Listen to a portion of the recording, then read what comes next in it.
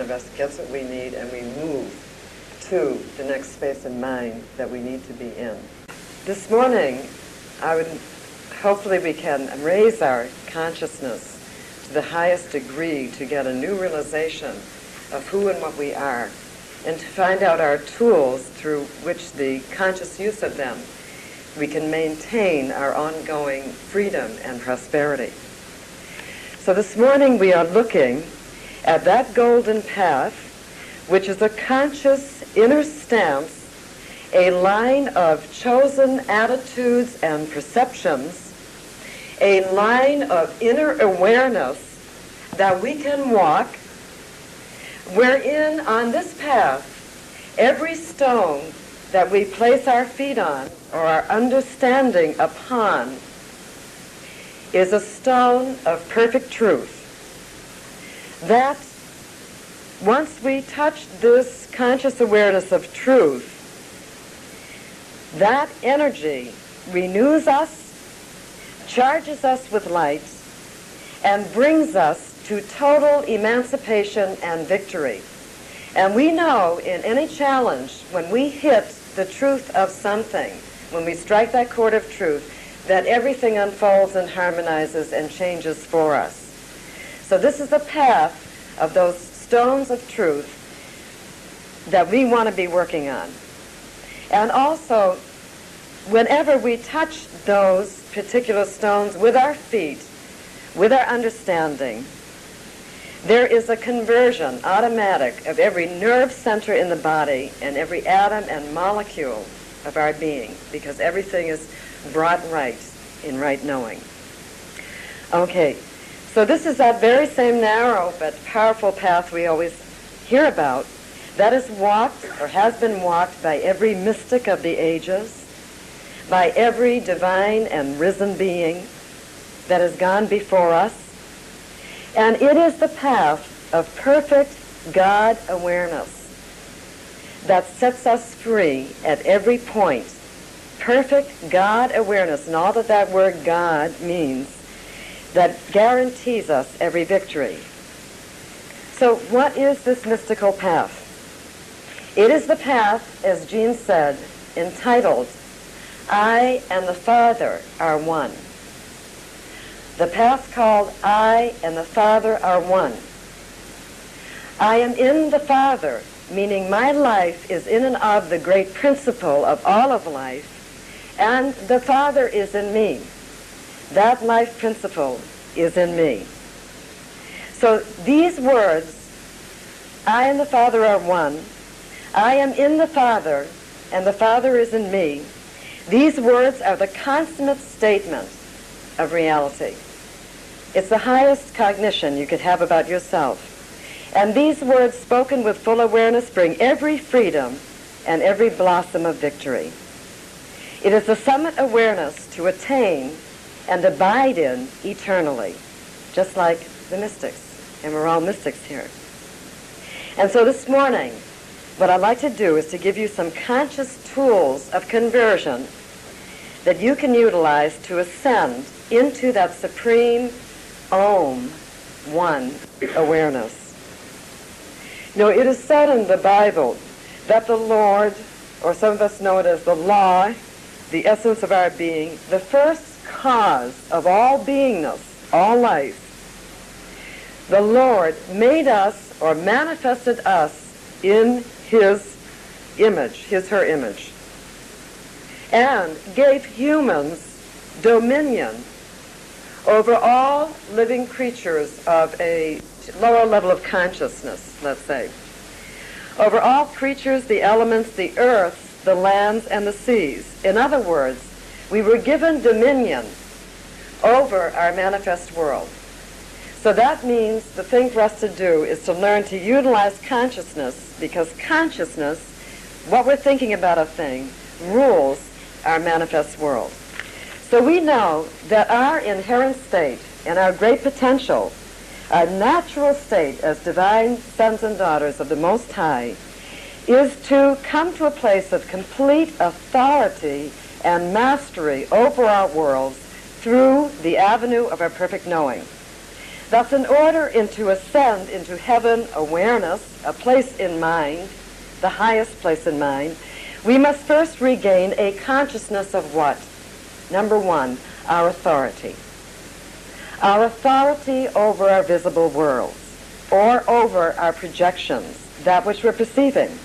Because there is nothing, there is no force, there is no power out there, as it were. You know how we think that there's things happening out there that are running us, but there is no power in the outer. Okay, so that's the first lesson. We have to watch ourselves when we slip into giving a power out there. And we must know that the power is within me because I have been given authority over my manifest world. So now it is very tough to accomplish this task of coming to the awareness of your full authority again while we are still attached to or living subject to the senses. Why is it? For the senses can only report to you the passing of the events out there, so to speak, the fluxing and flowing of temporary conditions and outside data. Or in other words, the thought stream, the reflection, the perception of the moment.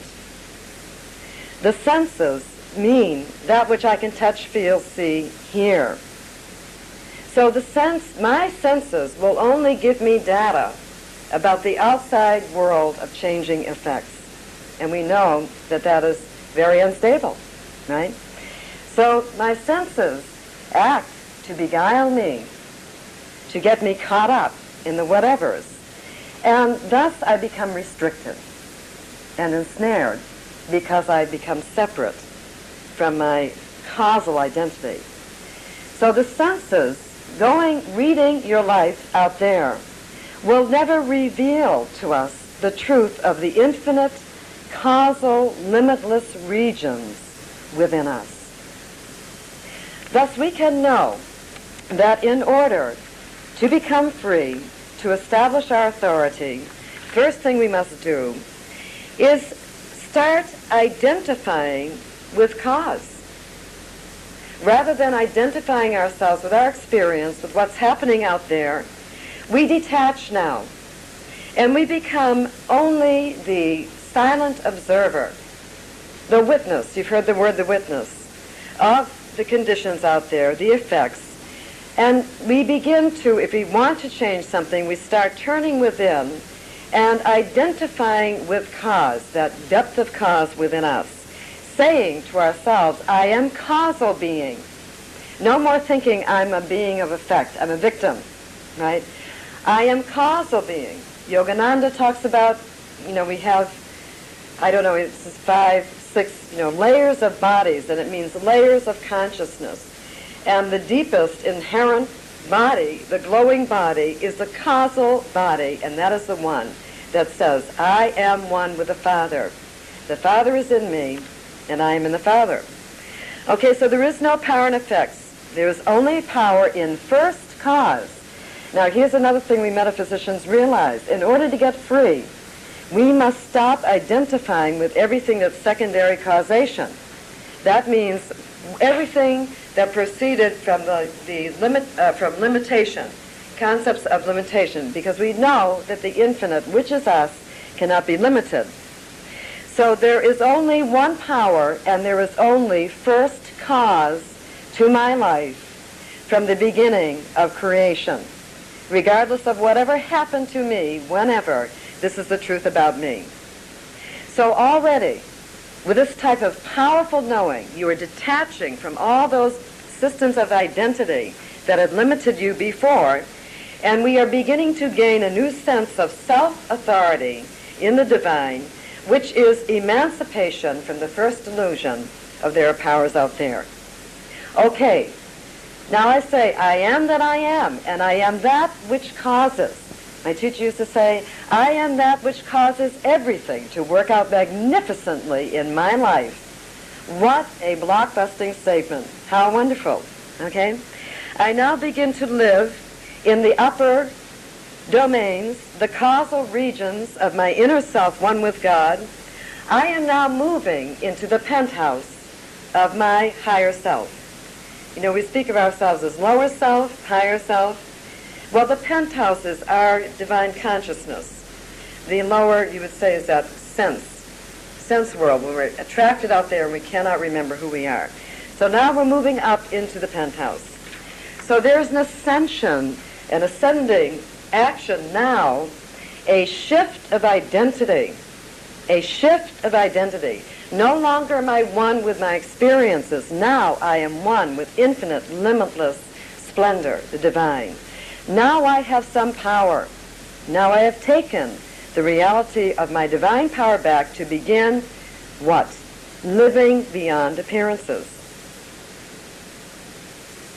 Now that I know I'm cause, I can live beyond appearances, and we know that everyone who has risen in consciousness lives beyond appearances. Well, if I'm not being bandied back and forth by the changing show in front of me, where am I living? Where am I living now? If I'm not all identified with all that stuff, I am living in the consciousness of the presence, or what we call God, great I am, divine, truth, the presence. With my eye and my heart turned inward and upward, only consistently acknowledging appearances? No, the presence, the presence. Let thine eye be single and filled with light, or delight. Because if you're living in the presence, you will be joyous. We never saw the Buddha frown, right? Okay, so thus now I have stamina. I am building my chi, my stamina, my energy to say, regardless of whatever, there is only one God, there is only God, first cause to all being, and all that is. There is only God. And all that it is means good, peace, love, in the midst of whatever's, is the full, shining presence of my good, whole, complete, and perfect. Again, powerful statement. To stand in the midst of those appearances and to say, this is good, and right in here is God, good, because there is only God. So this is a mystical freedom to see within, to recognize the presence operating. So we breathe another breath of freedom through us in this realization. And we have climbed another step, performed another healing in mind, unified the circle in the chakras of knowing once again. We are raising above the pushes and pulls of the magnetism or magnetic field of appearances that causes us to be inconsistent and unstable in our knowing. We have strength, for we realize now there is no power to conditions. There is no power to appearances. There is only power to God within me, to my knowing, my good knowing. All right, so what next? We then can realize if there is no final power in persons, places, things, conditions, then this is not my source. Another delusion. Erased. This was never my source. I just thought it was. So we move up into the high awareness now. God, or infinite, unlimited good, is my source. That is the source of my life. That is what has breathed forth every divine thing that has ever happened to me. Every friend, every wonderful work, creative self-expression, the breath that I breathe. God is my source, my continuity. And now I am further free. I am independent. Now I am independent of persons, places, and things, what we call conditions, those things out there. I can rely upon God, the supreme force, for all. So another breath of freedom. That allness which gave me life is my life and sustains me throughout all, through the entirety of my expression. Again, I rise in the realization I can now release the dross and heaviness of all that comes from a feeling of dependency on things out there. Has anybody ever felt this feeling? Right. Okay, so when we let that go, we can loosen now. You know, because we feel we're dependent on the outer, we form attachments, we form aversions, we form opinions, we form judgments, we form dependencies. So now we can let go all that waste of our energy. It's free to create now, rather than trying to hold on to persons, places, things, or maneuver them. We can let go of the waste and futile energy, an endless round of trying to get approval and control for what we think is our survival over persons, places, and things.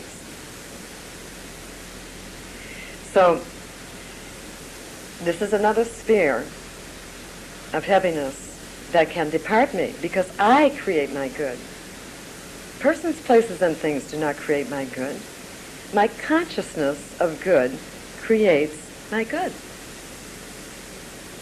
And then someone comes along on the outer, responding to what I'm knowing, and, you know, giving me the whatever as a reflection to what I'm knowing. Okay?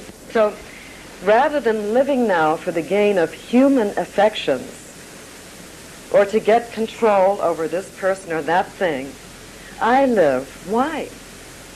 To realize my oneness with God, with love, with the supreme energy. Attaining, I live to attain the pearl of great price, the good that doesn't perish, which is the knowing of myself, the permanent foothold in the kingdom.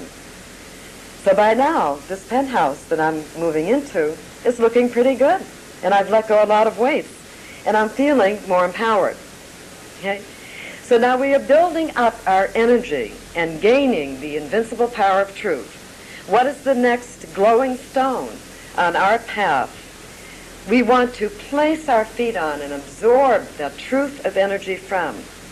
That is, God is, if you can conceive the immensity of this, God is, or the spirit of life is, not only all that I am, all that is, a complete essence and expression of wholeness. Thus now I can free myself from notions of need to compromise. Has anybody ever felt they had to compromise? Okay? Need to compromise. And I can free myself from false ideas that a loving and complete God could possibly desire a giving up of good from me. Has anybody ever given up their good?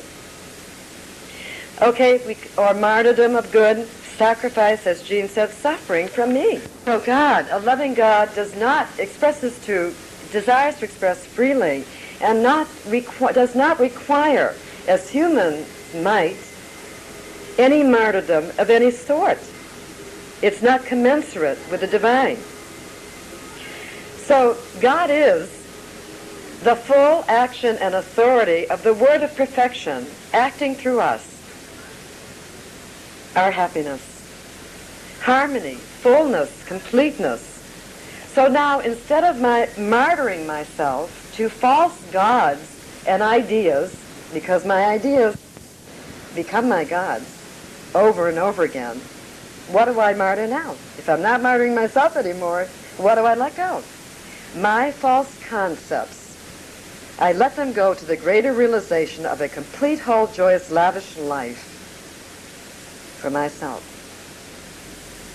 To express this life is to express love, is to express the divinity within you.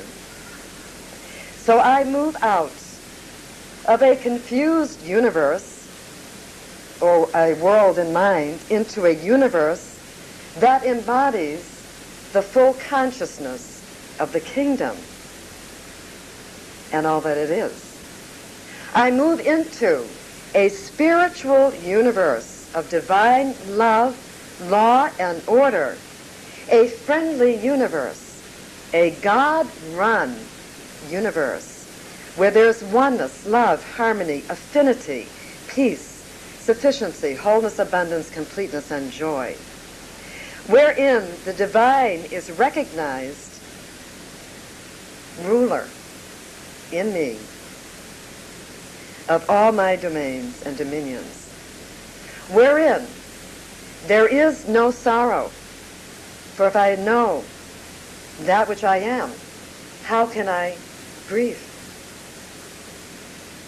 There is no sorrow, no degradation of the Spirit of God in mankind, no insufficiency, nothing left out.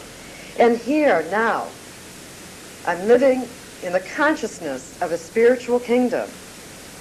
I now utilize my personality, which is my instrument, and each one of us uniquely our instrument of projection, no longer to win over persons, yet now to reflect the true nature of God I am within to all, to distribute through myself all that is. Did you know you're a divine distributor? All right.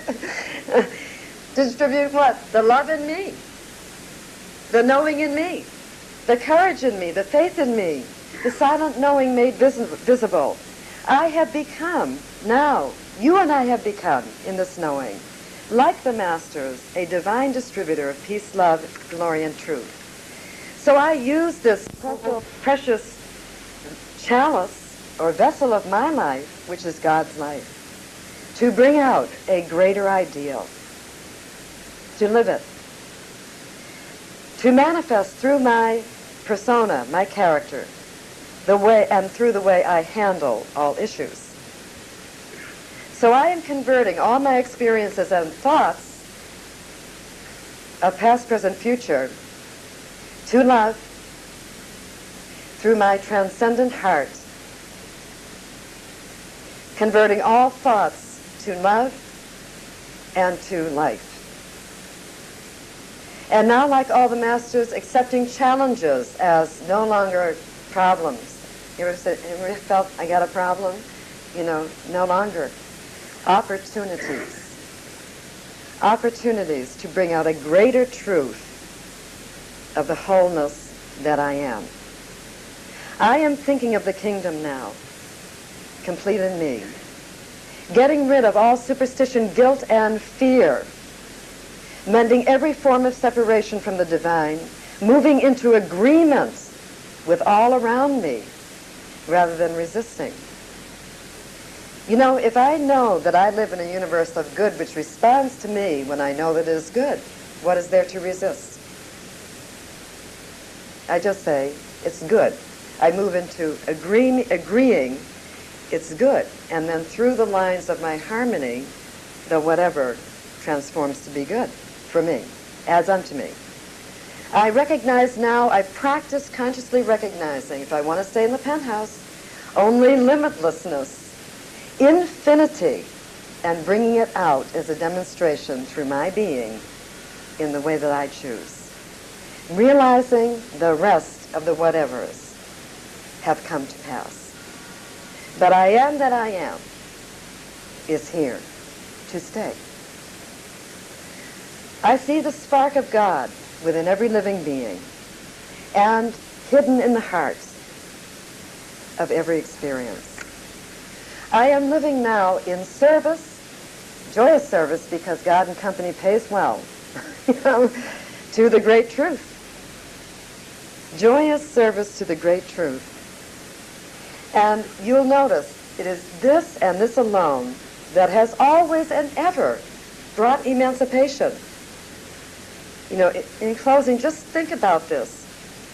It was only through knowing, that silent knowing, regardless of whatever, I am the Father, and whatever that means to you, you know, translated into the well-being of your material life or whatever, I and the Father are one, has brought great emancipation, glory and victory.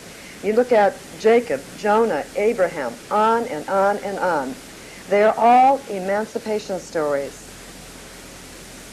All victory stories where these persons were called upon to release the lesser for the greater knowing. And in that, they received the riches of the kingdom, of all heaven and all earth. So, each one, in their separate way, by keeping their thoughts on high, knowing the truth of good, just take one example, but, with each one differently, too. Say, Jacob, being promised over and over and over again to be given the most prized cattle, I think it was. And he worked, and then he was, disappointed. He was lied to. He was cheated to. He had to move on. He had to recreate, And finally, and also the woman that he wanted to marry was held off for him, and the other daughter was given, and Jacob was really put through it, right? And so all this time, what Jacob did when something would happen, he would turn within and not look at denial and not get caught up in denial, but recognize some truth that allowed him to sustain his quietude and his good knowing through it. And then ultimately he came to realize, well, clearly, I'm not getting my good from these people, So I think I'm just going to use my power of vision, and you know what? They gave me a secondary stock of cattle. Well, I'm just going to vision those black spots on the cattle. And that was the prize look of the cattle.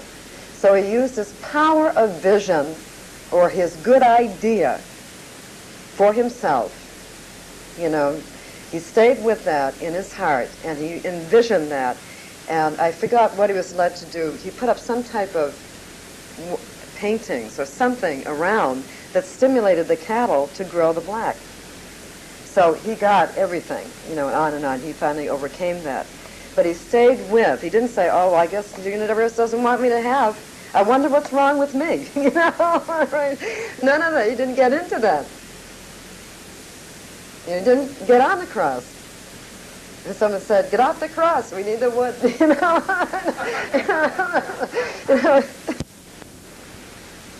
Beyond appearances. So we keep our thoughts transcendent. We radically rely upon the principles of the truth of good. That means if I know that a loving God could only be love, and I do not believe in a universe of duality and a fickle or partisan God, then I'm going to know that love will manifest for me whatever, regardless of whatever people are doing. So I stay in my principle of the truth of good. And before doing the works of the Lord, or the I am within you, you must be identified with the power and presence of that life in you. You don't have the power.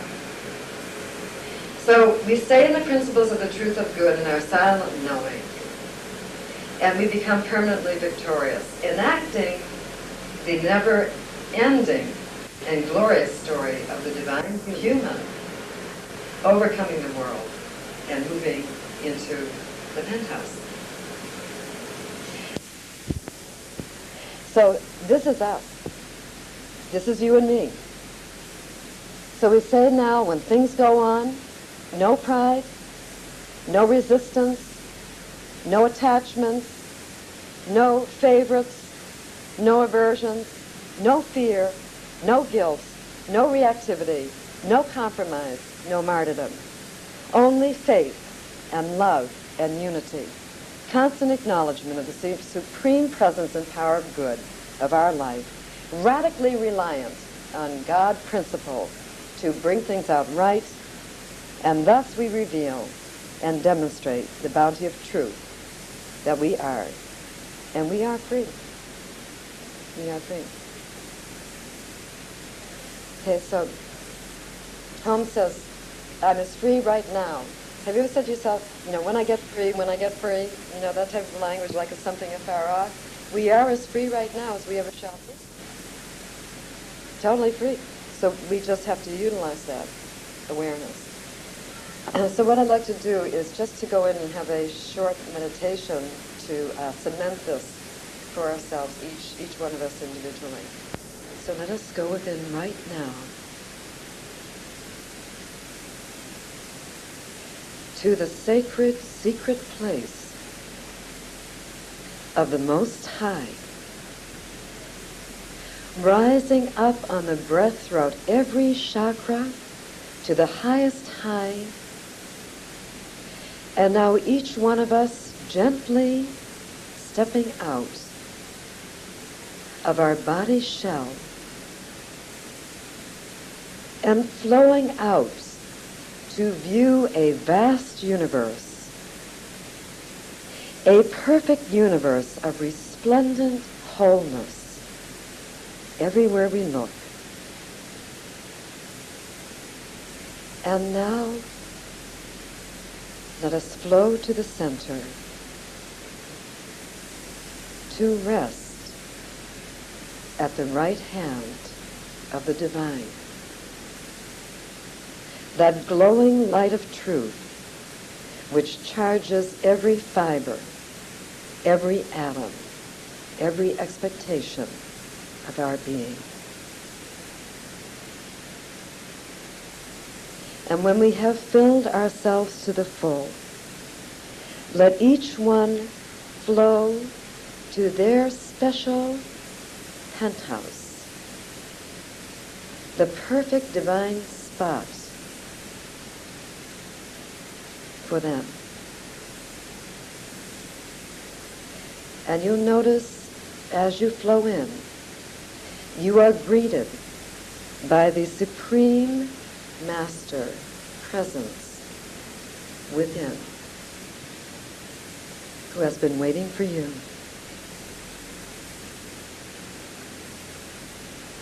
Now, whatever issue you have, whatever you have in mind, where you need assistance, ask the Supreme Master, what is it that I need to let go of? What is the seamless robe of truth, the knowing of wholeness that I need to put on?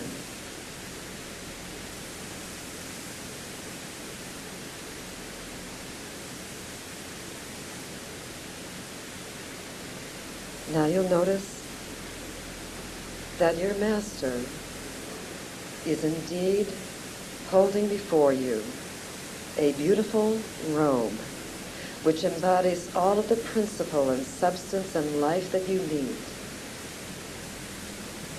And you put on this robe, receiving, as it touches you, all the mighty currents of divine life intelligence, wholeness, and bounty that it is. In this moment, you know all is corrected, all is aligned with regard to whatever issue. And now we flow away from the Supreme Presence, thanking the Presence for all that we have gained. And we take the light of our penthouse consciousness back to that experience we were looking at, and we bless it now. And we say, thank you, divine principle of my life, for my sublime realization. Truly, I am permanently free now here and joyous. I am renewed and restored in all my ways. It is magnificent beyond all history, and so it is. We like to finish our service. Every week I write an I am statement, okay, that is related to the material that we're talking about.